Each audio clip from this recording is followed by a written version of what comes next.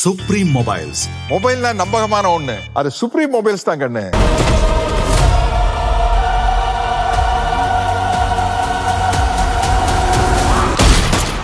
தம்பி எங்க போறீங்க? சேலம். ஏன் திண்டுக்கல் போறது? அப்ப மாடசாமியும் மாடு மேய்க்கல, லைன்மேனியே பார்த்துட்டு இருந்திருக்காரு. ஆமா. நீங்க சொன்ன ஒரு விஷயம் இன்னைக்கு செம்ம பஸ்ஸா எல்லா பக்கமும் மீம்ஸா சுத்திக்கிட்டு இருக்கு. நீங்க என்ன சொன்னீங்க அப்படின்னா, வாரிசு டீம் வெயிட் பண்றாங்க துணிவோட டேட் அனௌன்ஸ் பண்ணுறதுக்காக அப்படின்னு சொல்லியிருந்தாங்க. ஸோ அந்த ஒரு விஷயம் நீங்கள் சொன்னது எல்லா பக்கமும் பஸ் ஆகிடுச்சு. அண்ட் இப்போ அவங்க சொல்லியிருக்காங்க ரெண்டுமே ஒரே நாள் ரிலீஸ் ஆக போகுது அப்படின்னு சொல்லிட்டு. ஸோ இதை நீங்கள் எப்படி சார் பார்க்குறீங்க? இது எனக்கு நல்லா தெரியும், ஏற்கனவே தெரியும். என்னென்னா ஒரே நாள் வர்றது தான் வேறு வழி இல்லை, ஆப்ஷனே கிடையாது. இப்போது பாருங்கள், இப்போது 11th முதல்ல 12th துணிவு படம் வருது சொன்னாங்க. அவங்க 12th வரும் தான் எல்லோரும் எதிர்பார்த்துருந்தாங்க. ஏன்னா Thursday தான் நார்மலாக படம் ரிலீஸ் ஆகும். இந்த படமும் 12th சொல்லிட்டு இவங்களும் அனௌன்ஸ் பண்ணாங்க, வாரிசு அனௌன்ஸ் பண்ணாங்க. அதுக்கேற்ற மாதிரி தான் ஓவர்சீஸில் நிறைய அட்வான்ஸ் புக்கிங்லாம் ஆரம்பிச்சாச்சு. திடீர்னு நேற்று 5 மணிக்கு திரு போனி கபூர் 11 அப்படின்னு சொல்லும்போது இவங்க 12 பண்ண முடியாது. என்ன காரணம் பார்த்தீங்கன்னா, இப்போ 11ஆம் தேதி சோலோவாக என்ன ஆகும், தமிழ்நாடு ஃபுல்லாக ஒரு 900 ஸ்க்ரீன்ஸில் துணிவு படம் ரிலீஸ் ஆகும். மிகப்பெரிய வசூல். இப்போ 900 ஸ்க்ரீன் எடுத்துட்டிங்கன்னா ஒரு 6 ஷோ வச்சுக்கலாம் கணக்கு. அப்போ கிட்டத்தட்ட 5400 ஷோக்கள் எந்த படத்துக்கு கிடைக்கும் போது ஒரே படத்துக்கு கிடைக்கும். மறுநாள் நாவும் இப்போ வாரிசு மட்டும் காம்படிஷனாக வந்ததுன்னா, துணியோடு வந்ததுன்னா 2500 ஸ்க்ரீன் தான் கிடைக்கும், 2500 ஷோ தான் கிடைக்கும். அப்போ வசூல் வைஸ் எது பெருசாக இருக்கும்? சிம்பிள். ஆமாம், முதல் நாள் 5400 ஷோ மொத்தமாக துணிவு படத்துக்கு கிடச்சிருக்கும்.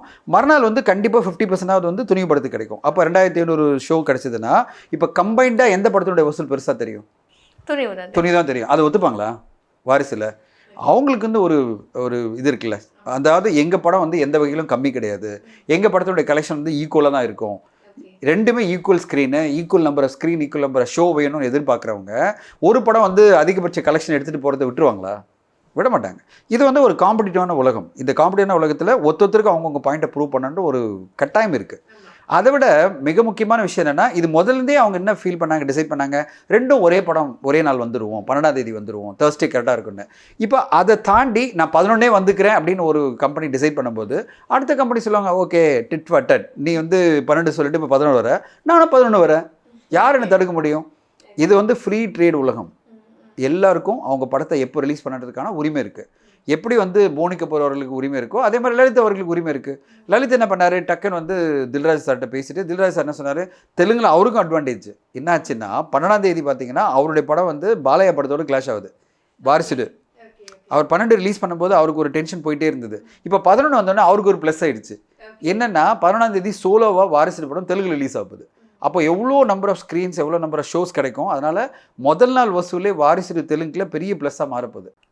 ஓகே, ரொம்ப அட்வான்ஸாக வர்றது புதன்கிழமை வர்றது ரொம்ப சேலஞ்சாக மாறும். ஏன்னா உங்களுக்கு ஒர்க்கிங் டே, புதன் வேலைலாம் ஒர்க்கிங் டே தான், வெள்ளி தான் வீக்கெண்ட் மாதிரி ஆரம்பிக்கும். அப்படி இருக்கும்போது நம்ம Thursday வந்தால் ஓகே நினச்சாங்க. அதை மாற்றினது துணிவு டீம்.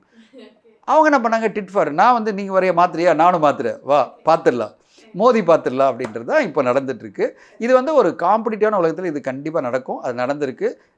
இது ஒரு வகையில் இது எப்படி நல்லது நான் சொல்ல வரேன்னா, எல்லா ஃபேன்ஸுமே புதன் வேலைன்னு பார்த்துருவாங்க. லட்சக்கணக்கான ரசிகர்கள் 2 பேருக்குமே இருக்காங்க. அவங்க புதன் வேலை பார்த்துருவாங்க. ஃபேமிலி ஆடியன்ஸ்லாம் வெள்ளிக்கிழமை பார்க்க ஆரம்பிப்பாங்க. அவங்களுக்கெல்லாம் டிக்கெட் கிடைக்கிறது கொஞ்சம் ஈஸியாக இருக்கும். மிகப்பெரிய பிரச்சனை இல்லாமல் 2 படங்களுக்கும் 2 செக்மெண்ட் ஆஃப் ஆடியன்ஸ், ஒன்று ஹார்ட்கோர் ஃபேன்ஸு, இன்னொன்று ஃபேமிலி, 2 பேருமே இந்த படங்களை ஈஸியாக பார்க்கக்கூடிய வகையில் தான் இப்போ புதன்கிழமை அட்வான்ஸ் ஆகிருக்கு நான் சொல்லுவேன். சார், 2 படத்தில் எந்த படம் ஃபஸ்ட்டு பாக்ஸ் ஆஃபீஸில் 100 crores கலெக்ஷன் வரும்? 2க்குமே பண்ணுறதுக்கு வாய்ப்பு இருக்குது. நம்ம அப்படியெல்லாம் ஒரு படத்தை குறைவாக சொல்லலாம் வேணாம். படத்தை பார்த்தீங்கன்னா இப்போது புதன் வேழன் என்னை பொறுத்தவரையும் ஃபேன்ஸினுடைய ஷோஸ், கண்ணா பனான் ஃபேன்ஸ் ஷோஸ் புக் ஆக போகுது. வெள்ளி சனி ஞாயிறு திங்கள் செவ்வாய், ஏன்னா திங்கள் செவ்வாய் மாட்டுப்பொங்கல் காணும் பொங்கல், 17ஆம் தேதி வரையும் லீவு.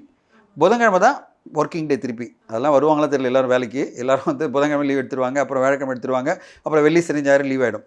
ஆனால் இந்த 5 நாட்கள் இருக்குல்ல, இந்த 7 நாட்களுக்குள்ளே, அதாவது புதன் வேழன் ஃபேன் ஷோ, அது பிறகு 5 நாட்கள் ஃபேமிலி ஷோன்னு எடுத்திங்கன்னா 7 நாட்கள்லேயே 2 படத்துக்கும் ஹாலிடே மூடில் தான் இருக்க போகுது. 2 படத்துக்கும் பெரிய லெவலில் கலெக்ஷன் வரப்போகுது. அதனால் எந்த படம் முதல்ல 100 கோடி கலெக்ட் பண்ணோம் அப்படின்னு சொல்ல முடியாது. 2 படமாக 100 கோடி கலெக்ட் பண்ணலாம், 100 மேலே தாண்டலாம். 2 படம் எனக்கு தெரிஞ்சு 120 120 கோடி கூட பண்ணலாம். ஸோ அந்தளவு வந்து ஃபேன்ஸ் மத்தியில் பெரிய எதிர்பார்ப்பு துணிவுக்கும் இருக்குது, வாரிசுக்கும் இருக்குது. என்னென்னா எந்த படம் ஃபேமிலி ஆடியன்ஸை நிறைய கொண்டு வரப்போகுது அதுதான் வெயிட் பண்ணி பார்க்கணும். என்னென்னா இது கிளியராக தெரியுது. இப்போ துணிவு என்பது ஒரு இளைஞர்களுக்கான படம், ஒரு யூத் வந்து பெருசாக செலிப்ரேட் பண்ணக்கூடிய படமாக துணிவு படம் இருக்குது.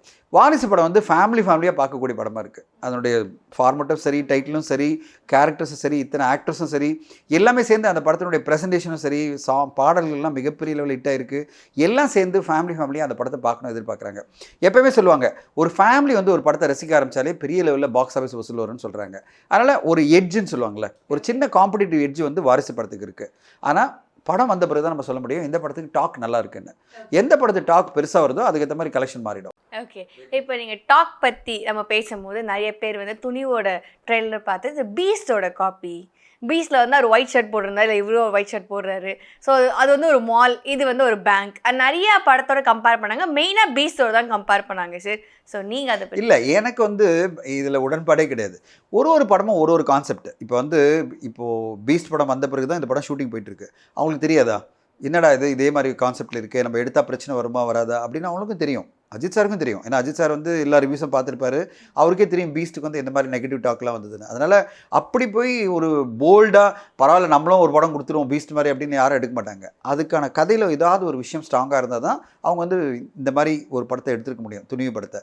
துணிவு எனக்கு தெரிஞ்ச வரையும் ஒரு மங்காத்தா மாதிரி என்டர்டெய்னிங்கான ஒரு ஹைஸ்ட் படமாக தான் இருக்கும். பயங்கர என்டர்டெய்னிங்காக இருக்கும், ஜாலியாக இருக்கும்.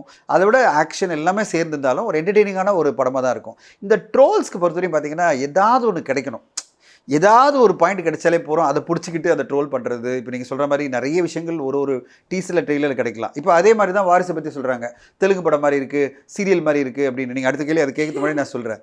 இப்போ வாரிசை பொறுத்தவரைக்கும் எப்படியெல்லாம் ட்ரோல் வருது, இதுக்கு வர மாதிரி அதுக்கும் வந்து ட்ரோல் பண்ணுறாங்க. ஒரு ஃபேமிலி ட்ராமா, ஒரு சீரியல் இப்படி தான் சொல்கிறாங்க. தெலுங்கு படம் மாதிரி இருக்குது. என்ன பொறுத்தவரையும் உங்களுக்கு பிடிச்சிருக்கா இல்லையா, இதுதான் முக்கியம். நீங்கள் தெலுங்கு படமாக இருந்தாலும் சரி, இல்லை சீரியலாக இருந்தாலும் சரி, படம் நல்லா இருந்தால் எல்லாரும் பார்த்து ரசிப்பாங்க. இப்போது லவ் டுடே அப்படின்ற படம் வந்து இதுவரையும் வெளிவராத ஒரு கான்செப்ட் இல்லை, ஏற்கனவே வந்திருக்கு. இந்த மாதிரி வந்து காதலில் சொதப்பது எப்படின்ற படத்துலேயே வந்திருக்கு. 2 பேரும் லவர்ஸ் எப்படி அடிச்சுக்கிறாங்க அப்படின்னு சொல்லிட்டு. இப்படி நிறைய படங்கள் வந்தாலும் புதுசாக ஒரு விஷயத்தை சொல்லும்போது, ஏற்கனவே தெரிஞ்ச விஷயத்த புது மாதிரியான விஷயத்த சொல்லும்போது ஆட்டோமேட்டிக்காக மக்களுக்கு பிடிச்சி போகுது. அந்த மாதிரி தான் வாரிசு படத்துலையும் ஏதாவது புதுசாக இருக்கணும். இல்லைனா வம்சி எடுத்துருக்க மாட்டார், இல்லைனா விஜய் சார் இந்த படத்தை பண்ணணும்னு ஆசைப்பட்டிருக்க மாட்டார். அவருக்கும் என்னென்னா தன்னோட ஃபேமிலி ஆடியன்ஸை திருப்பி கேட்டர் பண்ணணும் அப்படின்றதுக்காக தான் அவர் வந்து ஏதாவது ஒரு இந்த படத்தை ஒத்துருப்பார். அப்போ இந்த படத்தில் என்ன புதுசாக இருக்குன்னு வெயிட் பண்ணி பார்க்கணும். ஏதாவது ஒரு புதுமையான எலிமெண்ட் இருக்கணும். அதே மாதிரி தான் அஜித் சார் ஏற்கனவே மங்காத்தா பண்ணியாச்சு, அவர் இந்த மாதிரி படங்கள்லாம் பண்ணியாச்சு, பீஸ்ட் பார்த்துருப்பாரு. அப்போ ஆட்டோமேட்டிக்காக அவருக்கு என்ன தெரிஞ்சிருக்கும், இந்த துணிவில் ஏதோ ஒரு புதுசான ஒரு விஷயம் இருக்குது. அது என்ன நம்மளுக்கு சொல்ல மாட்டாங்க டீசர் ட்ரெய்லரில். நம்ம படம் பார்க்கும்போது தான் நமக்கு தெரிய வரும். இந்த ட்ரோல்ஸ் எல்லாமே வந்து ஒரு படத்துக்கு எவ்வளோ பாசிட்டிவிட்டி இருக்குன்னு பாருங்கள். ட்ரோல்ஸ் வந்து பர்சன்டேஜ் கம்மி தான். 2 படத்துக்கான டீசர் ட்ரெய்லர் பொறுத்தவரையும் எவ்வளோ பாசிட்டிவ் கமெண்ட் வந்ததோ அது கம்பேர் பண்ணும்போது ட்ரோல்ஸ் ரொம்ப கம்மி. அதனால் இந்த ட்ரோல்ஸை பற்றி கவலைப்படாமல் பாசிட்டிவிட்டி எவ்வளோ இருக்குன்னு பாருங்கள். பாசிட்டிவ் மிக பெருசாக இருக்குது. அதனால் எனக்கு எந்த ஒரு இல்லை, 2 படத்துக்குமே பெரிய லெவலில் ஓப்பனிங் இருக்கும். படம் எப்படி இருக்குன்னு தான் முக்கியம். இந்த 2 படங்களுக்கும் 11ஆம் தேதி இருக்க சேலஞ்ச் என்னென்னா, ஒரு ட்ராமாவாக இந்த படங்கள் மாறப்போதா.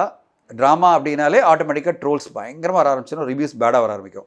இல்லை நம்மளை எமோஷனலாக இந்த படம் கனெக்ட் பண்ணி அந்த கதை நம்மளை எமோஷனலாக கொண்டு போயிட்டு அதை விட என்டர்டெயின்மெண்ட்டும் அந்த எங்கேஜிங் ஃபேக்டரும் கரெக்டாக கொடுத்துக்கு போதா வெயிட் பண்ணி பார்க்கலாம். இதில் வாரிசு ஆடியோ லான்ச் வந்து சொல்லியிருந்தாங்க, இந்த மாதிரி லாஸ்ட்டு ஒரு 40லேருந்து 45 மினிட்ஸ்க்குள்ளே ஃபுல்லாக எமோஷனலாக இருக்க போகுது அப்படின்னு சொல்லியிருந்தாங்க. பட் நம்மளுக்கு வந்து துணிவை பற்றி எந்த ஒரு விஷயமும் பெருசாக தெரியல. ஸோ நீங்கள் சொன்னது மேபி வந்து வாரிசுக்கு ஒர்க் அவுட் ஆகுமா சார்? கண்டிப்பாக வாரிசு படத்துக்கு வந்து அந்த எமோஷனல் அவங்களே எல்லாருமே பேசிகிட்டு இருக்காங்க. ஒரு 40 நிமிஷம். அதுவும் வந்து விஜய் சாரோட பெர்ஃபார்மன்ஸ் வந்து பெருசாக பேசப்படும். அவர் சிங்கிள் ஷாட்லாம் பண்ணியிருக்காரு, ரொம்ப அருமையான டைலாக்லாம் இருக்குது அப்படின்னு சொல்கிறாங்க. அதனால் ஆட்டோமேட்டிக்காக நம்மளுக்கு கண்ணில் தண்ணி வரதுக்கு வாய்ப்பு இருக்குது. நம்ம எமோஷனலாக அந்த படத்தோட ட்ராவல் பண்ணுறதுக்கு வாய்ப்பு இருக்குது. ஒரு விஜய் சார் மாதிரி ஒரு மிகப்பெரிய நடிகர் வந்து அந்த மாதிரி ஒரு கேரக்டர் நடிக்கும்போது நம்மளுக்கு ரொம்ப பிடிச்சிக்கிறத வாய்ப்பு இருக்குது. அட் த சேம் டைம் துணியை நம்ம டிஸ்கவுண்ட் பண்ண வேணாம்.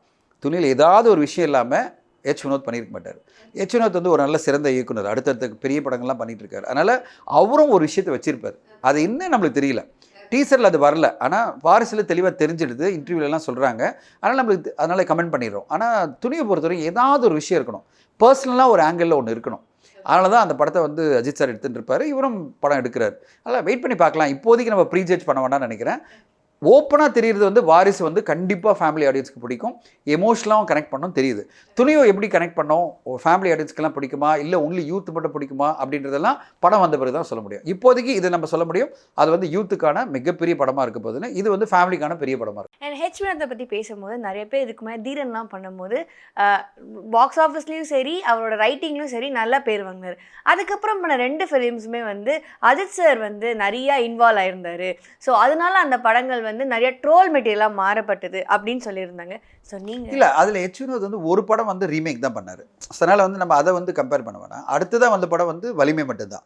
அவர் சொந்தமாக அவருடைய கதை திரைக்கதை வசனம் வைக்கன்னு பார்த்தீங்கன்னா அது வலிமை மட்டும்தான். அதுக்கு முன்னாடி வந்த படம் வந்து நேர்கொண்ட பார்வை வந்து அப்படி இல்லை. ஸோ பேசிக்கலி நம்ம வந்து எப்படின்னா வினோத்துக்கு வந்து ஒரு நல்ல ரிசர்ச் மைண்ட் இருக்குது. இப்போ நீங்கள் தீன அதிகாரம்லாம் பார்த்தீங்கன்னா அவ்வளோ ஆராய்ச்சி பண்ணி அந்த கதைக்குள்ளே இறங்கி அந்த கதைக்களத்தை ஆராய்ச்சி பண்ணி அழகாக வந்து ஒரு கதை பண்ணியிருப்பார். இந்த படத்துலையும் அந்த மாதிரி ஒன்று பண்ணியிருப்பார் தான் எதிர்பார்க்குறேன். ஏதாவது ஒரு புதுமையான விஷயம் இருக்கணும், புதுமையான ஒரு கதைக்களம் பண்ணியிருக்கணும், அந்த கதைக்களத்தை பற்றி நிறைய ரிசர்ச் பண்ணி அவர் பண்ணியிருப்பார். அதனால் இந்த ட்ரோல்ன்றதை பற்றி நம்ம இக்னோர் பண்ணிடுவோம். பட் இதுதானே அஜித் சாரோட இன்வால்மெண்ட் அப்படிங்கிறது இந்த படத்தில் ஜாஸ்தியாகவே இருந்தது. இல்லை அது எல்லாருமே என்னமோ நேர்லேருந்து பார்த்த மாதிரியே பேசுகிறாங்க. எனக்கு என்னென்னா அஜித் சார் சொல்லணும் இல்லை வினோத் சார் சொல்லணும், நம்ம வெளிலேருந்து பேசக்கூடாது. ஏன்னா ஒரு திரைப்படம் என்பது பார்த்திங்கன்னா ஒரு அந்த டீமுக்குள்ளே அந்த செட்டுக்குள்ளே நடக்கிற விஷயம், வெளியிலலாம் நம்ம காசிப் பண்ணலாமே தவிர உள்ளுக்குள்ளே நடந்தது நமக்கு தெரியாது. ஸோ இந்த படங்களை பொறுத்தவரையும் பெரிய ஆர்டிஸ்ட் நடித்த படங்களை பொறுத்தவரையும் பெரிய ஹீரோக்கள் கண்டிப்பாக இன்வால்வ் ஆகிருப்பாங்க. ஏன்னா அவங்க கரியர் இன்வால்வ்டு, அடுத்த கட்டம் போகிறதுக்கான படங்கள் தான். ஒவ்வொரு படமும் அவங்கள அடுத்த கட்டம் கொண்டு போகணும். அப்படி இருக்கும்போது இன்வால்மெண்ட் இல்லாமல் அவங்க பண்ண முடியாது. அந்த இன்வால்மெண்ட்டாக இன்டர்ஃபியரன்ஸாக கதையில் வந்து இன்டர்ஃபியரன்ஸ் பண்ணி ஹீரோவே வந்து மாற்றி ஸ்க்ரீன் பிளேயை மாற்றி சீன்ஸை மாற்றி பண்ணியிருக்காரா இல்லை இன்வால்மெண்ட்டோட பண்ணியிருக்காரா? இன்வால்மெண்ட்றது ரொம்ப நல்லது. இன்வால்மெண்ட்னா அந்த சீனை டெவலப் பண்ணுறதுக்கு என்னென்ன விஷயங்கள்லாம் பண்ணியிருக்காங்க, எவ்வளோ புதுமையான விஷயங்கள் அதை கொண்டு வந்திருக்காங்க, அதுக்காக எவ்வளோ மெனக்கெட்டு இருக்காரு, எவ்வளோ ரிஸ்க் எடுத்திருக்காரு, இதெல்லாம் வந்து இன்வால்மெண்ட்டு. இன்டர்ஃபியரன்ஸ் என்ன அர்த்தம்? இவரே டிசைட் பண்ண வருது, நான் இது பண்ணால் நல்லாயிருக்கும் அப்படின்னு சொல்லிட்டு. அதை நம்ம வந்து சொல்லக்கூடாது. இல்லை அது வந்து டைரக்டர் சொல்லணும், இல்லை வந்து ப்ரொடியூசர் சொல்லணும், யாராவது ஒருத்தர் சொல்லணும். அவங்க சொல்லாத போது வெளியாளங்க சொல்கிறத வச்சு நான் கமெண்ட் பண்ண விரும்பல.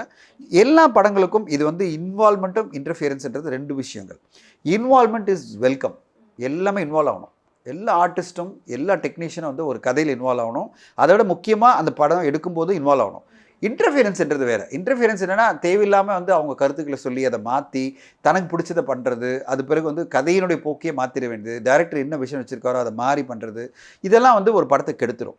ஆனால் அப்படியெல்லாம் அஜித் சார் பண்ணியிருப்பான்னு நான் எதிர்பார்க்கல. ஏன்னா அவர் ரொம்ப டைரக்டர்ஸை நம்புறவர். டைரக்டர்ஸ் வந்து கம்ப்ளீட்டாக ஃப்ரீடம் கொடுத்து தான் அவர் பண்ணிட்டு இருக்காரு. அதனால் அந்த மாதிரி அவர் பண்ணியிருப்பான்னு எதிர்பார்க்கல. விஜய் சாரும் அப்படி தான். அவர் என்றைக்குமே வந்து கதை கேட்குற வரையும் தான் அவர் கேட்டே இருப்பார்.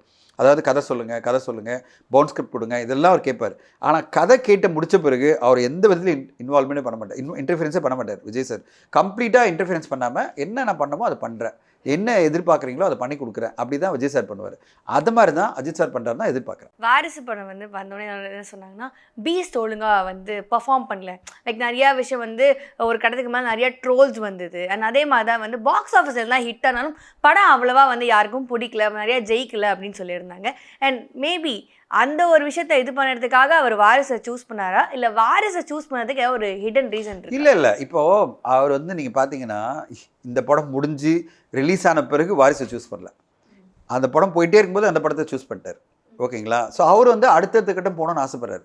இப்போது தில்ராஜ் அவர்கள் வந்து என்ன சொல்கிறாரு, வம்சி மாதிரி ஒரு நல்ல இயக்குனர், வம்சி வந்து தெலுங்கில் அவரோட படங்கள்லாம் பெரிய பெரிய ஹிட்டு, இப்போது அவர் பேரில் ஒரு நல்ல மதிப்பு இருக்குது. அவர் வந்து ஒரு கதை சொல்கிறாரு, அது ஃபேமிலி கதையாக இருக்குது. அப்போது விஜய் சார் வந்து பண்ணிகிட்டு இருக்கிற படம் பீஸ்ட் பற்றி அவருக்கு தெரியும், ஒரு ஆக்ஷன் பேக்டு படம், ஒரு காமெடி இருந்தாலும் ஒரு ஆக்ஷன் தான் அப்படின்னு தெரியும். அடுத்த கட்டமாக ஒரு சின்ன சேஞ்ச் அவர் வேணும் ஆடியன்ஸ்க்கு. ஒரே மாதிரி ஜானரில் படம் கொடுக்கக்கூடாது, அடுத்த ஜானரில் ஒரு படம் கொடுக்கணும்னு வரும்போது கரெக்டாக அந்த டைமில் வம்சி சொல்கிற கதை ஃபேமிலி கதையாக இருக்குது.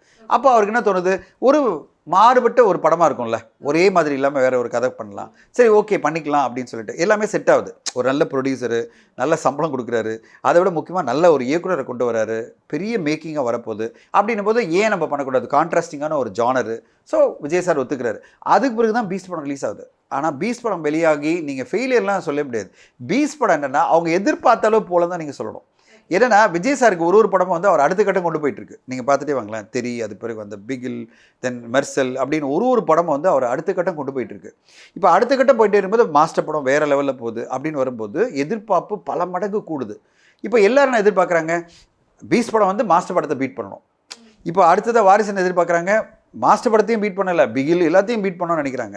ஸோ இந்த ஒரு ப்ரெஷர் எப்பவுமே ஒரு பெரிய நடிகர்களுக்கு இருக்கும். யாரெல்லாம் ஜெயிக்கிறாங்களோ ஜெயிக்கிற குதிரைக்கு இருக்கிற ப்ரெஷர் தான் இது. ஓகேங்களா? ஆவரேஜாக இருந்த குதிரைக்கு மேலே இவ்வளோ எதிர்பார்ப்பு இருக்காது. ஜெயிக்கிற குதிரை வச்சுங்க, அடுத்தடுத்த கட்டம் எதிர்பார்ப்பு இருந்துகிட்டே இருக்கும். விஜய் சாரை பொறுத்தவரையும் அவர் ஜெயிச்சிட்டே இருக்கிற குதிரை. அதனால் எல்லாருமே எதிர்பார்க்குறாங்க அவர் அடுத்த பாய்ச்சல் என்ன. இதுவரையும் 145 கோடி பண்ணால் 200 கோடி பண்ணணும். இப்போ வந்து பொன்னியின் செல்வனை பீட் பண்ணுமா, இப்படி தான் எதிர்பார்ப்பு இருக்கும். அந்த ப்ரெஷர் எப்பவுமே இருக்கும். ஸோ அதனால தான் வந்து ஒரு படம் அதை மீட் பண்ணாத போது கொஞ்சம் நெகட்டிவ் டாக் வரும். அப்படி தான் பீஸ்ட்டுக்கு வந்திருக்க தவிர, பீஸ்ட்டை பொறுத்தவரையும் வந்து அந்த நெகட்டிவ் டாக்கு நல்ல கலெக்ஷன் பண்ண படம். அது அந்த பேனரே சொல்லிட்டாங்க. அந்த படம் அவங்களுக்கு வெற்றி படம். சன் பிக்சர்ஸை பொறுத்தவரையும் கிட்டத்தட்ட 120 கோடி ரூபாய் அந்த படம் 110 120 பண்ணியிருக்கு. ஷேராகவே 55-60 கோடி ரூபாய் கொண்டு வந்திருக்கு. இதை விட என்ன வேணும்? இவ்வளோ நெகட்டிவ் டாக் வந்த படத்துக்கு 60 கோடி கிட்ட ஷேர் வந்திருக்குன்னா எவ்வளோ பெரிய வெற்றி. ஸோ அதுதான் விஜய் சாருடைய மினிமம் கேரண்டி மார்க்கெட் சொல்லுவாங்க. அது எப்பவுமே இருக்கு அவருக்கு. இதே மாதிரி தான் வீரம், அதுக்கப்புறம் வந்து ஜில்லா வந்து ரிலீஸ் ஆச்சு. அந்த டைம் வீரம் வந்து ரொம்ப ஃபேமிலி சப்ஜெக்ட் அப்படிங்கிறதுனால ஜில்லாவை விட வீரம்க்கு வந்து நிறையாவே கலெக்ஷன்ஸ் வந்து நடந்தது. ஸோ அது திருப்பியும் இங்கே வாரிசுக்கும் துணிவுக்கும் நடக்கிறதுக்கான வாய்ப்பு இருக்கா? அப்போ வீரம் படம் ரொம்ப நல்ல பிரமாதமாக போச்சு. வீரம் வந்து ஒரு ஃபேமிலியாக, நான் என்ன சொல்கிறது, அவங்களுடைய சகோதரர்கள் கூட சேர்ந்து அஜித் சாருடைய பெர்ஃபார்மன்ஸு எல்லாமே சூப்பராக இருக்கும். ஜில்லாவும் ஃபேமிலி படம் தான். அந்த டைமில் பார்த்தீங்கன்னா 2மே ஃபேமிலி படம், 2 ஃபேமிலி படம் வந்தது. ஆனால் அந்த டைமில் என்னென்னா மிக பெருசாக வீரம் படத்தினுடைய ஸ்க்ரீன் பிளே ரொம்ப நல்லா ஒர்க் ஆச்சு. சிவா வந்து ரொம்ப அருமையாக, சிறுத்தை சிவா வந்து ரொம்ப பிரமாதம் பண்ணியிருந்தார். அந்த கதை பிரமாதமாக ஒர்க் ஆயிடுச்சு. அதனால் ஜில்லா படம் கம்மியாக போச்சுன்னு சொல்ல முடியாது. ஆனால் அந்த நேரத்தில் எதிர்பார்த்ததை விட மிக பெருசாக வீரம் படம் பெரிய ஹிட் ஆயிடுச்சு. அதான் என்னென்னா அப்போ இல்லாம ஜில்லாவுக்கு தான் பெரிய எதிர்பார்ப்பு. என்னென்னா அதில் பார்த்தீங்கன்னா விஜய் சாரோட சேர்ந்து மோகன்லால் நடிச்சிருந்தார். அப்போ பெரிய லெவலில் அந்த படத்துக்கு எல்லோரும் எதிர்பார்க்கும் போது அந்த படத்தை தாண்டி வீரப்படம் அமைஞ்சது. வீரப்படம் பெரிய வெற்றி அடைஞ்சது. இந்த நேரத்தில் இப்போ என்னென்னா 2 படமும் கான்ட்ராஸ்டிங்கான ஜானராக இருக்குது. அந்த டைமில் 2மே ஃபேமிலி படம். இந்த டைமில் ஒன்று ஃபேமிலி ஆடியன்ஸு, இன்னொன்று வந்து கம்ப்ளீட்டாக கேங்ஸ்டரு இல்லை ஒரு ஹைஸ்ட் மாதிரி இருக்குது. நீங்கள் எடுத்து பாருங்களேன், விஸ்வாசம் அண்ட் பேட்டை வருது. அதை உதாரணம் எடுத்துங்க. 2019 எது பெருசாக கலெக்ஷன் கொண்டு வந்தது? விஸ்வாசம் படம். பேட்டை படத்தில் இத்தனைக்கும் பெரிய பெரிய ஸ்டார்ஸ்லாம் இருந்தாங்க. ரஜினி சாரை தொடங்கி அது பிறகு வந்து நீங்கள் எடுத்திங்கன்னா விஜய் சேதுபதி, சசிகுமார் அப்படின்னு கார்த்திக் சுப்பராஜ் எல்லா டேரக்டராக இருந்தாலும் கலெக்ஷன் வைஸ் என்னென்னா ஒரு கேங்ஸ்டர் படமும் ஒரு ஐஸ்ட் படத்துக்கு பார்த்தீங்கன்னா யூத் மத்தியில் பெருசாக இருக்கும். ஃபேமிலி அப்படின்னு வரும்போது அவங்க கொஞ்சம் வெஸ்டேட் பண்ணுவாங்க. இவ்வளோ வயலன்ஸ் இருக்குது, இந்த படம் போனோமா வேணாமா, குழந்தைங்களை கூப்பிட்டு பொங்கல் அன்றைக்கி போனோமா, இப்படிலாம் எதிர்பார்ப்பாங்க. ஆனால் படம் நல்லா இருந்ததுன்னா அது வேறு விஷயம், அந்த ஆடியன்ஸே வந்துடுவாங்க. ஆனால் முதல் ப்ரிஃபரன்ஸ் அவங்க எது கொடுப்பாங்க? ஒரு ஃபேமிலி படம், க்ளீனான யூ சர்டிஃபிகேட் படம். இப்போ வாரிசு படம் க்ளீன் யூ சர்டிஃபிகேட், எல்லோரும் குழந்தைங்களாம் கூப்பிட்டு போயிடுவாங்க. ஸோ அந்த ஒரு ப்ளஸ் வந்து வாரிசு படத்துக்கு ஆட்டோமேட்டிக்காக அமையுது. எப்படி விஸ்வாச படத்துக்கு அகெயின்ஸ்ட் பேட்டை படம் அமைஞ்சதோ, ஸோ அதே மாதிரி தான் முன்னாடி பார்த்தீங்கன்னா இப்போ வந்து நீங்கள் வீரம் அண்ட் ஜில்லா எடுக்கும்போது வீரம் தான் அந்த ஃபேமிலி படமாக செம்ம காமெடியோட, அதுவும் சந்தான காமெடியெல்லாம் சூப்பர் டூப்பர் இட்டதில்லை. ஸோ காமெடியாகவும் இருந்தது, ஆக்ஷன் இருந்தது, ரொமான்ஸ் இருந்தது, எல்லாமே கரெக்டாக ஒர்க் ஆச்சு. ஃபேமிலியாக வீரம் படத்தை பார்த்தாங்க. அது மாதிரி தான் விஸ்வாச படத்தை பார்த்தாங்க. இப்போ அது மாதிரி வாரிசு படத்துக்கு ஒரு பெரிய எட்ஜ் இருக்குது. வெயிட் பண்ணி பார்ப்போம். ஆனால் படம் தான் எல்லாம் டிசைட் பண்ணோம். இப்போது இது எல்லாமே ஓப்பனிங் டே எல்லாம் டிசைட் பண்ணோம். ஓப்பனிங் டே நான் சொன்ன மாதிரி ஃபேன்ஸ் வந்துடுவாங்க. புதன்கிழமை வியாழக்கிழமை ஃபேன்ஸ் வந்துடுவாங்க. மிகப்பெரிய லெவலில் கலெக்ஷன் கொடுத்துருவாங்க 2 படத்துக்கும். அது பிறகு ஃபேமிலி எந்த படத்துக்கு வர போகிறாங்க அப்படின்னு பார்க்கணும். எந்த படத்துக்கு டாக் நல்லா இருக்கோ, எந்த படம் ஃபேமிலி ஆடியன்ஸ்க்கான படமாக இருக்கோ அதுக்கு பொங்கலுக்கு எல்லாருமே ஃபேமிலி ஆடியன்ஸ் போயிடுவாங்க. அதை வெயிட் பண்ணி பார்க்கலாம். ஏன்னா புதன்கிழமை தான் எல்லாம் தெரியும். ஆமாம் சார். அடுத்த விஷயம், எந்த படத்துக்கு ஃபர்ஸ்ட் ஷோ தருவாங்க அப்படிங்கிற ஒரு விஷயம். இல்லை எல்லாருமே வந்து ஃபர்ஸ்ட் ஷோ வந்து பார்த்தீங்கன்னா சிங்கிள் ஸ்க்ரீன் தமிழ்நாட்டில் ரொம்ப கம்மி தான். இப்போ நீங்கள் பார்த்தீங்கன்னா 1100 ஸ்க்ரீன் இருக்குது வச்சுங்களேன். இதில் 550 ஸ்க்ரீன் வந்து சிங்கிள் ஸ்க்ரீன்னா 550 வந்து மல்டிப்ளெக்ஸ். மல்டிப்ளெக்ஸை பொறுத்தவரை சேம் டைம் 2மே வரப்போகுது. இப்போது நாங்கள் வந்து க்ரீன் சினிமா வந்து studio green Gnanavel sir manage பண்ணிட்டு இருக்கோம். அதில் பார்த்தீங்கன்னா 2 ஸ்க்ரீனில் எப்படி வரப்போகுது? ஒரு ஸ்க்ரீனில் வந்து வாரிசு, ஒரு ஸ்க்ரீனில் துணிவு. பிரச்சனையே கிடையாது. 2 ஸ்க்ரீன் இருக்கிற எல்லாம் எப்படின்னா 4 ஸ்க்ரீன்லையும் இதே தான். ஒரே டைமில் 2 ஸ்க்ரீனில் இது போயிட்டு இருக்கும்போது 2 ஸ்க்ரீன் அதை போயிட்டு 8 ஸ்க்ரீனில் 4 ஸ்க்ரீன் இது போகுது, 4 ஸ்க்ரீன் இது போகுது. சிங்கிள் ஸ்க்ரீன் மட்டும் தான் இந்த பிரச்சனை வரும். சிங்கிள் ஸ்க்ரீன்னா ஒரு 550 ஸ்க்ரீன் இருக்கு வச்சிங்களேன். எப்படி நடக்கும்னா ஒரு ஊரில் சிங்கிள் ஸ்க்ரீன் 2 சிங்கிள் ஸ்க்ரீன் இது வச்சிங்க. இவங்க என்ன பண்ணுவாங்க? வாரிசு மார்னிங் ஷோ 5 மணிக்கு போட்டாங்கன்னா அவங்க துணி போட போகிறாங்க 5 மணிக்கு. அவங்க துணி வாரிசு போட்டாங்கன்னா இவங்க துணி போட போகிறாங்க. இப்படி தான். ஸோ அதனால் அந்த ஊரில் பொறுத்தவரைக்கும் வந்து 2மே 5 மணிக்கு இருக்க போகுது. 2 படங்களும் 5 மணிக்கு பார்க்க முடியும். எந்த தேட்டரில் பார்க்க முடியும் தான் மாறப்போகுது. ஸோ அதனால் அந்த பிரச்சனையே வேணாம். தமிழ்நாடு ஃபுல்லாக பார்த்தீங்கன்னா ஈக்குவலான ஷோ தான் 2 படம் கிடைக்க போகுது, ஈக்குவலான ஸ்க்ரீன்ஸ் கிடைக்க போகுது. அதில் பிரச்சனையே இல்லை. திரு லலித் அவர்கள் என்ன பண்ணார்? இதை ரொம்ப பிரமாதமாக மேனேஜ் பண்ணியிருக்காரு. லலித் வந்து கிளியர் கட்டாக தில்ராஜ் கிட்ட இந்த படத்தை வாங்கினதுக்கான காரணமே விஜய் சாரோட மார்க்கெட் எந்த வகையிலும் குறையக்கூடாது. அடுத்த கட்டமாக அவருடைய படம் தான் வரப்போகுது, தளபதி 67 வித் லோகேஷ் கனகராஜ். அதனால் அவருடைய மார்க்கெட் வந்து விஜய் சாரோட மார்க்கெட்டை குறைக்கிற மாதிரி எந்த விஷயம் நடக்கக்கூடாது. அதுக்கு வந்து ஒரு ஸ்ட்ராங்கான ஒரு மனிதர் வேணும். அதுதான் லலித் சார். லலித் என்ன பண்ணியிருக்காரு? ரொம்ப தெளிவாக வந்து பிளான் பண்ணி ரெட் ஜெயின் கிட்ட 5 டெரிட்டரி கொடுத்துறாரு. City, Chengalpattu, Coimbatore, north Arcot, south Arcot. அவங்ககிட்ட என்ன சொல்லி கொடுக்குறாரு, நான் டிஸ்ட்ரிபியூஷன்லேயே கொடுக்குறேன், அதாவது ரிஸ்க் நான் எடுக்கிறேன், மொத்த இன்வெஸ்ட்மெண்ட்டும் நான் பண்ணிக்கிறேன், தில்ராஜுக்கு நான் கொடுத்துட்றேன், ஆனால் நீங்கள் ஃப்ரீயாக ரிலீஸ் பண்ணுங்கள். ஃப்ரீ என்ன அர்த்தம், ஒரு கமிஷனுக்கு ரிலீஸ் பண்ணுங்கள். ஆனால் எனக்கு ஒரே ஒரு கண்டிஷன் தான், 2 படத்துக்கும் ஈக்குவலான ஸ்க்ரீன் கிடைக்கணும், ஈக்குவலான ஷோஸ் கிடைக்கணும். இதை ரெட் ஜெயின் ஒத்துக்கிறாங்க. அப்போது துணிவு அண்ட் வாரிசு தமிழ்நாட்டில் இருக்கிற 55-60% ரெவென்யூ கொடுக்குற 5 டெரிட்டரியில் ஈக்குவலாக ரிலீஸ் ஆகுது. இப்போ மீதி 4 டெரிட்டரி, எந்தெந்த டெரிட்டரி நம்மளுக்கு சேலம் இருக்குது, திருச்சி, மதுரை அண்ட் திருநெல்வேலி. இந்த 4 டெரிட்டரியில் லலித் அவர்கள் போயிட்டு அந்தந்த டிஸ்ட்ரிபியூட்டர் உட்காந்து பேசி 2த்துக்கும் ஈக்குவல் பண்ணுறாரு. ஈக்குவல் ஷோஸ் பண்ணி ஆகணும், ஈக்குவல் ஸ்க்ரீன் பண்ணி ஆகணும், எந்த வகையிலும் ஃபேன்ஸை டிஸ்டர்ப் பண்ணாதீங்க. இதுக்கு இந்த படத்துக்கு அதிகமாக கிடச்சிச்சு, அந்த படத்துக்கு கம்மியாக கிடச்சிச்சுன்னு ஒரு நெகட்டிவான டாக் வரவானா, 2 ஈக்குவல். அதுக்கு பிறகு எந்த படம் மக்களுக்கு பிடிச்சிருக்கோ அதுக்கேற்ற மாதிரி ஷோ இன்க்ரீஸ் பண்ணிங்க அப்படின்னு சொல்லிட்டு அழகாக லலித் அவர்கள் போய் உட்காந்து பிளான் பண்ணிட்டாரு. அதனால தான் இப்போ என்னன்னா தமிழ்நாடு ஃபுல்லாக யாருக்குமே ஒரு அன்ஃபேர் அட்வான்டேஜே இல்லை. அன்ஃபேர் அட்வான்டேஜ் கண்டென்ட்டுக்கு தான் இருக்க போகுது. ஓகே, அட்வான்டேஜ்ன்றது 2 பேருக்குமே ஈக்குவல் தான். 2 பேருக்குமே ஈக்குவலாக கிடைக்க போகுது. 2 பேருக்குமே என்னை பொறுத்தவரையும் 500 ஸ்க்ரீன் கிடைக்கும். இப்போ அதுக்கு பிறகு என்ன நடக்க போகுது, எந்த படத்துக்கு ஆடியன்ஸ் வந்து பெருசாக கொண்டாட போகிறாங்க, எது பெரிய பாக்ஸ் ஆஃபீஸ் வசூலில் வின் பண்ண போகுது, ஒரு வாரம் கழித்து எந்த படத்தை நம்மலாம் சொல்ல போகிறோம் பாக்ஸ் ஆஃபீஸ் கிங் அப்படின்னு, அது ஒரு வாரம் கழிச்சு பேசும். அண்ட் நிறைய பேர் வந்து வாரிசு படத்தோட ட்ரைலரை பார்த்து சொன்னது ரொம்ப தெலுங்கு ஃப்ளேவர் இருக்குதுல்ல, இது வந்து ஒரு மகேஷ் பாபு இல்லாட்டி ஒரு அல்லு அர்ஜுன் அவங்களோட ஃப்ளேவர் ஒரு படமாக இருக்குது, எவ்வளோக்கு எவ்வளோ விஜய் சாருக்கு ஒர்க் அவுட் ஆகும் அப்படிங்கிற டவுட் நிறைய பேருக்கு இருக்குது சார். அது நீங்கள் இல்லை எனக்கு அந்த டவுட்டே கிடையாது. நம்ம வந்து நிறைய தெலுங்கு படங்களோட ரீமேக்கை தமிழில் பார்த்துருக்கோம். நீங்கள் எம் குமரன் சன்னா மகாலட்சுமி வரிசையாக லிஸ்ட்டு போட்டு வட்டமா, நிறைய படம், அதாவது ஜெயமுருவேல் நடித்த நிறைய படமே ரீமேக் தான். விஜய் சாரே நிறைய ரீமேக் தெலுங்கு படத்தோட ரீமேக்லாம் பண்ணியிருக்காரு, அதெல்லாம் பெரிய பெரிய வெற்றி அடைஞ்சிருக்கு. அதனால் வந்து இதெல்லாம் பிரச்சனையே கிடையாது. தெலுங்கு படங்களில் ரீமேக் விஜய் சார் நிறைய நடிச்சிருக்காரு. ஸோ இப்போது இது எல்லாமே படம் தான். கடைசியில் நம்மளை வந்து அந்த படத்துடைய கருத்தோட, அந்த படத்தினுடைய பெர்ஃபார்மன்ஸஸோட, பாடல்களோட நம்ம ஒன்றி போயிட்டோம்னா இதெல்லாம் தெலுங்கு படம், சீரியல் இதெல்லாம் கிடையாது. படம் எப்படி இருக்குது, அந்த 2 மணி நேரம் 50 நிமிஷம் நம்மளை ரொம்ப என்டர்டெயின் பண்ணி எமோஷனலாக ரொம்ப அருமையாக ப்ரெசென்ட் பண்ணிட்டாங்கன்னா பிரச்சனையே கிடையாது. அதுவும் விஜய் சாரை பார்த்து ரசிக்கிற மாதிரி தான் இருக்குது எல்லா பாடல்களும். ஏன்னா ரொம்ப படங்களை பார்த்தீங்கன்னா ரொம்ப அந்த என்ன சொல்கிறது, ஒரு சால்ட் அண்ட் பெப்பர் லுக்கில் இருந்தார், இதில் தான் ஒரு யூத் லுக்கில் இருக்கார். அதனால் ரொம்ப அழகாக இருக்குது அவர் பார்க்குறதுக்கே. ஸோ எனக்கு அதில் டவுட்டே கிடையாது. இந்த படம் வந்து அந்த நெகட்டிவ்லாம் தாண்டி தான் இந்த படத்துக்கு ஒரு ஓப்பனிங் இருக்கும். படம் கான்செப்ட் எப்படி இருக்குது, ஏற்கனவே வந்த மாதிரி படமாக இருந்தது வச்சிங்களேன், அப்போ தான் பிரச்சனை ஆரம்பிக்கும். ஏற்கனவே ஒரு கான்செப்ட் வந்துச்சு, இதே கான்செப்டில் படம் வந்திருக்கு, ஒன்றுமே மாற்றம் இல்லை, அதே கதையை திருப்பி கொடுத்துருக்காங்க அப்படின்னு வந்தால் தான் பிரச்சனை இருக்கும். அதை வம்சி பண்ணியிருக்க மாட்டான்னு நான் எதிர்பார்க்குறேன். துணிவு பக்கம் வரும்போது ஹெச் வினோத் வந்து இதுக்கு முன்னாடி பண்ண படங்கள் எல்லாமே அஜித் சாருக்கு ஓரளவுக்கு செட் ஆகி செட் ஆகாமல் இந்த மாதிரி நிறையா விஷயங்கள் வந்து சொல்லிட்டு இருந்தாங்க. ஏன்னா வந்து இது வந்து ரொம்ப அவரோட ஸ்டைலில் இருக்குது, இது அவரோட ஸ்டைலே இல்லை, இந்த மாதிரி நிறைய விஷயங்கள் பேசிகிட்டு இருந்தாங்க. ஸோ துணிவு எவ்வளோக்கு எவ்வளோ மக்களிட வந்து துணிவினுடைய டீசர் வந்த பிறகு அதனுடைய எதிர்பார்ப்பு நல்லா வந்திருக்கு. அதனால தான் இவ்வளோ டீசருக்கு வந்து ரீச்லாம் இருக்குது. ஏன்னா துணியினுடைய மேக்கிங் நல்லாயிருக்கு, மேக்கிங்கே ரொம்ப பிரமாதமாக இருக்குது. ஒரு இன்டர்நேஷ்னல் படம் பார்க்குற மாதிரி இருக்குது. ஒரு ஹைஸ்ட் படம்னாலும் அதில் வந்து மேக்கிங் ரொம்ப முக்கியம். அந்த மேக்கிங் வந்து வினோத் அவர்கள் நல்லா பண்ணியிருக்காரு. அதனால் வந்து யூத் மத்தியில் மிகப்பெரிய அளவில் தான் ரெஸ்பான்ஸ் இருக்குது. இன்றைக்கி அட்வான்ஸ் புக்கிங்கே அவ்வளோ பெரிய டிமாண்ட் இருக்குது. 2 படங்களுக்கும் ரெட் ஜெயின் ரிலீஸ் பண்ணுறாங்க. 5 டெரிட்டரியில் நான் சொன்ன மாதிரி அவ்வளோ தியேட்டர் மத்தியில் எதிர்பார்ப்பு. எல்லாருமே பெரிய டேர்ம்ஸ் எதிர்பார்க்குறாங்க, ரெட் ஜெயின்ட்டு பெரிய லெவலில் வந்து ஷேர் கேட்குறாங்க. அந்த மாதிரி ஒரு ரெஸ்பான்ஸ் 2 படத்துக்கு இருக்குது. காரணம் வந்து பார்த்திங்கன்னா இத்தனை ஹாலிடேஸு, இவ்வளோ பெரிய ஹைப் இந்த 2 படங்களுக்கும். அதனால் அதை பற்றி ஒரே வேணாம், எல்லா ட்ரோலும் தாண்டி தான் 2 படத்துக்கும் ஓப்பனிங் இருக்க போகுது. சார் நீங்கள் சொல்லுங்கள், 11th அன்னைக்கு early morning first day first show எப்படி இருக்க போகுது, தமிழ்நாடு எப்படி சார் இருக்க போகுது? தமிழ்நாடே பற்றிக்க போது தான் சொல்லுவேன். தமிழ்நாடே வந்து பரபரப்பில் இருக்குது. தீயா எல்லாரும் படம் பார்க்க போகிறாங்க. நாங்கள் சொல்லுவோம், ஒரு படம் எடுத்துருந்தோம் தீயா வேலை செய்யணும் குமார்னு. தீயா எல்லா ஃபேன்களும் திரையரங்கு போய் படம் பார்க்கணும். ஏன்னா 11ஆம் தேதி ஜேன்னு தமிழ்நாடு ஃபுல்லாக திரையரங்கில் கூட்டம் வந்து மிகப்பெரிய வசூலை கொடுக்கணும் எதிர்பார்க்குறேன். 11 மட்டும் பத்தாதுங்க, 25ஆம் தேதி வரையும் கொடுங்க. பெரிய லெவலில் தமிழ்நாட்டில் முதல் மாதமே என்னோட எதிர்பார்ப்பு என்னன்னா ஒரு 300-400 கோடி பாக்ஸ் ஆஃபீஸில் வரணும் தான் எதிர்பார்க்குறேன். அப்போ தான் தமிழ் சினிமா வந்து நெக்ஸ்ட் லெவல் போக முடியும். இதுவரையும் பார்த்தீங்கன்னா பொங்கலுக்கு வெளியான படங்கள் 2 படங்கள் கம்ப்ளீட் பண்ணும்போது மேக்ஸிமம் தமிழ் சினிமா பண்ண பாக்ஸ் ஆஃபீஸ் வசூல் பார்த்தீங்கன்னா ஒரு 250 கோடி. இப்போ நான் எதிர்பார்க்குறது 300-350 கோடி அட்லீஸ்ட். இது 2 படங்களும் இண்டஸ்ட்ரிட்டாக மாறிச்சுன்னா 2 படங்களும் சேர்ந்து 400 கோடி பண்ணோம். அப்போ பண்ணால் தமிழ் சினிமா பற்றி நம்ம உலகமே பார்த்து வைக்கும். ஏன்னா இந்தியில் இந்த மாதிரி கலெக்ஷன் வரல.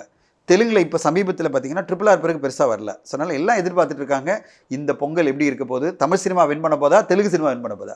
ஏன்னா தெலுங்கு சினிமாவில் 2 பெரிய படங்கள் கம்ப்ளீட் பண்ணுது. வாரிசு இருந்தாலும் 2 பெரிய படங்கள், ஒன்று வந்து சிரஞ்சீவி சார் படம், இன்னொன்று பாலையா படம். அந்த 2 படங்களுடைய பாக்ஸ் ஆஃபீஸ் வசூலில் இந்த 2 பெரிய நடிகர்கள் நடித்த படங்களுடைய பாக்ஸ் ஆஃபீஸில் பீட் பண்ண போதா, எந்த இண்டஸ்ட்ரி பெருசு, இப்படியெல்லாம் நான் பார்க்குறேன். அப்படிலாம் பார்க்கும்போது தமிழ் சினிமா கண்டிப்பாக இந்தியன் சினிமாக்கே உதாரணமாக இந்த பொங்கலில் மாறணும், பெரிய லெவலில் எல்லாரும் பேசணும் தான் எதிர்பார்க்குறேன். Thank you sir and wish you happy new year and thank you sir. Thank you so much. Supreme mobiles மொபைல்னா நம்பகமான ஒண்ணு, அது சுப்ரீம் மொபைல்ஸ் தான் கண்ணு.